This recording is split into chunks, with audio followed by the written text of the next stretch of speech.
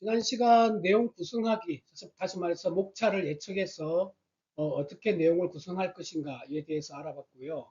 그것과 바로 이어서 오늘은 내용을 그러면 어떻게 작성할 것인가, 거기에 대해서 알아보도록 하겠습니다. 자, 그 다음에 이제 작성법에 대해서 좀 설명을 드리면, 연구의 이제 필요성과 목적, 연구의 필요성과 목적, 그래서 이제 탐구 동기가 들어가고, 그 다음에 목적이 들어갑니다. 그죠?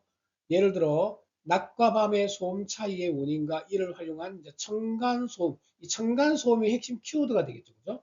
층간소음이라는 사회 문제, 이런 부분에 대해서 해소 방안을 찾고 싶다라고 하는 것이 무엇에 관해 알고 싶다라고 하는 거겠죠.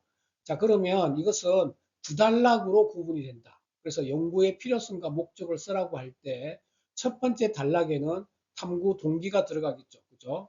자, 수업 시간에 무엇을 배우다. 이럴 수도 있는 거고요. 아니면 뉴스에서 어떤 소식을 접한 후에 이럴 수도 있는 겁니다.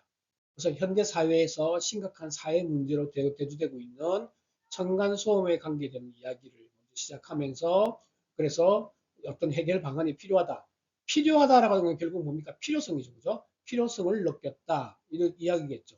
그래서 우리의 목적은 결국은 탐구 목적입니다. 이 탐구를 통해서 무엇을 알고 싶은가? 라고 하는 부분이잖아요. 그래서 본 연구에서는 무엇을 중심으로 연구하고자 한다라는 것까지 두 단락으로 작성하면 굉장히 이쁘게 작성할 수가 있다.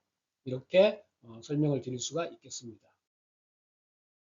자, 그 다음에 이제 연구 문제와 가설인데, 이 이제 가설이라고 하는 부분은 뭐 실험은 대부분이 가설이 있죠. 하지만 통계 같은 경우도 또 가설이 있습니다. 하지만 이제 참 우리가 문헌 연구에서는 가설을 적지 않아도 되는 경우도 있습니다. 하지만 이제 가설이 필요하다라는 전제하에서 어떤 연구 주제가 있다라고 우리가 가정을 한다 그러면 연구 문제를 먼저 만들어야 되거든요. 예를 들어 스마트폰을 이용한 청소년 소비 실태와 의식 구조라고 한다 그러면 스마트폰을 통해 이것이 광고를 청소년들이 스마트폰을 통해서 광고를 많이 접할 것이다. 자, 여기서 보시면 스마트폰을 통해서 어떤 소비 실태가 이루어지는가 라고 하는 부분이잖아요. 그리고 구체화 작업한 것이 청소년이라는 겁니다. 그죠?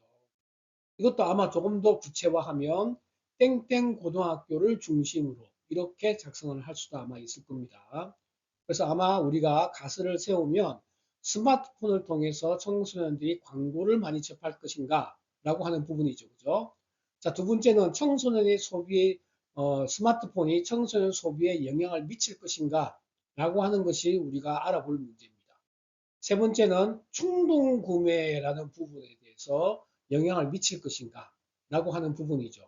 그럼 이런 만약에 이제 연구 문제가 있다고 가정을 한다 그러면 결국 이 문제는 우리가 이제 가설을 내가 알고 싶은 이 세 가지가 의문으로 끝났죠. 질문으로 끝났잖아요.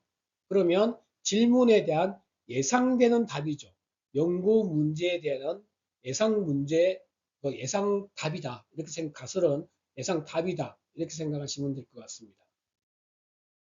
자, 그러면 이제 이런 부분들을 우리가 가장 잘 알 수 있는 방법은 설문이죠. 그죠? 그러면 땡땡 고등학교 어, 3학년 몇 명 대상 이런 것들은 좀 구체화해야 되겠죠. 그죠? 그래서 쇼핑을 가장 많이 검색하는 광고 매체는 무엇인지 이런 매체를 접하면서 구매 충동 욕구는 일어났는지 실제 구매를 한 경험은 있는지 이런 내용에 대한 아마 설문을 하게 될 겁니다. 그죠? 그래서 연구 문제가 만들어지면 이 연구 문제가 의문이기 때문에 의문에 대한 답을 달라고 요구하는 것이 설문 내용이죠. 여기에 맞는 설문 내용을 만들어서 여기에 대한 답을 구하면 된다. 그렇게 생각하시면 될 것 같습니다. 자, 그 다음에 이제 이론적 배경입니다. 자, 그래서 이제 이론적 배경은 원래는 내가 탐구하는 주제에 이미 선행 연구죠. 미리 나보다 먼저 이 주제에 관해서 연구했던 사람들의 내용을 요약하거나 하는 것이지만 학생들이 언제 그 선행 연구를 찾아보고 하겠습니까? 그래서 앞부분에 이런 개념이나 원리를 먼저 정리한다. 이렇게 생각하시면 될 것 같고요. 자, 고등학생이 먹는 건강기능식품의 실효성에 대해서 우리가 지금 알아보고자 합니다. 자, 그렇다 그러면 이론적 고찰이라고 하는 것은 이 먼저 연구된 이야기를 정리한다 그랬죠. 근데 여기서는 이제 우리가 먼저 이 건강기능식품에 대한 부분들이 구체화 작업을 해야 됩니다. 예를 들어서 이것이 뭐 비타민 아니면 이게 뭐 어떤 약을 중심으로 어떤 건강보조식품을 중심으로 했는지 그것을 또 먼저 명료화해야만 올바른 답이 나오겠죠. 그죠? 그래서 이제 이론적 고찰에서 의약품과 이제 건강기능식품의 개념 그리고 차이점 이런 거죠. 우리가 알고 싶어 하는 것은 이 부분에 대한 것들을 우리가 알고자 하는 부분이고 그 다음에 이제 이 부분에 대한 성분이 어떻게 들어있는지 이것은 이제 화학과 관련지어서 약학이라든지 생명 쪽으로 가는 친구들은 또 연관지어서 우리가 이야기를 할 수 있겠죠. 다시 말하자면 우리 몸에서 일어나는 화학 변화로 연결시켜서 이야기를 할 수가 있다 하는 겁니다. 그래서 이 부분을 먼저 정리해야만 그 다음에 이제 여기에 대한 그 명확한 본문 내용이 나올 수가 있다 하는 거죠. 자, 그 다음 이제 마지막에 들어가는 부분들은 기대 효과입니다. 탐구를 우리가 한다는 것은 탐구의 유용성이 중요하죠. 그죠?